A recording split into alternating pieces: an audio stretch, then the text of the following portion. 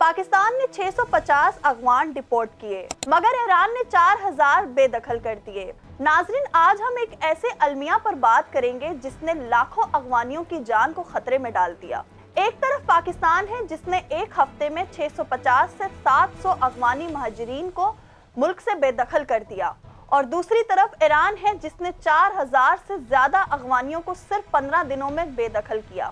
پاکستان کی حکومت پر international human rights organization بار بار زور دے رہی ہے کہ جبری بے دخلیوں کا عمل روکا جائے، مگر حکومت کا کہنا ہے کہ یہ سب کچھ قانونی طور پر کیا جا رہا ہے۔ ادھر افغان تنقید کر رہے ہیں کہ یہ تمام اقدام انٹرنیشنل قوانین کے خلاف ورزی ہے، کیونکہ واپس جانے والے لوگوں کو سنگین خطرات لاحق ہیں۔ ہیومن رائٹس ایکٹیوسٹ عبدالرزاق نے خبردار کیا ہے کہ اگر دنیا نے اب بھی ایکشن نہ لیا تو یہ صورتحال ایک بڑا انسانی المیہ بن سکتا ہے۔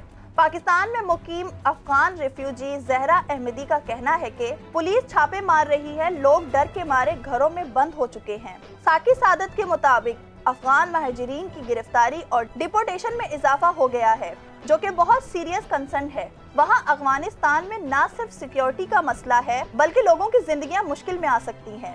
ایران کے حکومتی ذرائع کے مطابق صرف پروونس کرمان سے 15 دنوں میں 4000 افغانی شہریوں کو بے دخل کیا گیا۔ چیف پروسیکیوٹر مہندی بخشی کا کہنا تھا کہ یہ لوگ غیر ملکی شہری ہیں۔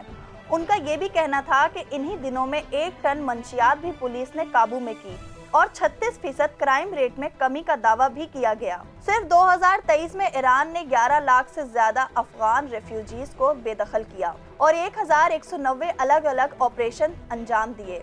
تو ناظرین، یہ تھی اب تک کی اپڈیٹ۔ اپنی رائے ہمیں کامنٹ سیکشن میں ضرور دیجیے گا۔ ملتی ہوں میں آپ سے اپنی اگلی ویڈیو میں، تب تک کے لیے اللہ حافظ۔ وائس آف نیشن کی ویڈیوز دیکھنے کے لیے ہمارا چینل سبسکرائب کیجیے اور بیل کے آئیکن پر کلک کیجیے تاکہ آپ ہماری تمام آنے والی ویڈیوز سے باخبر رہ سکیں۔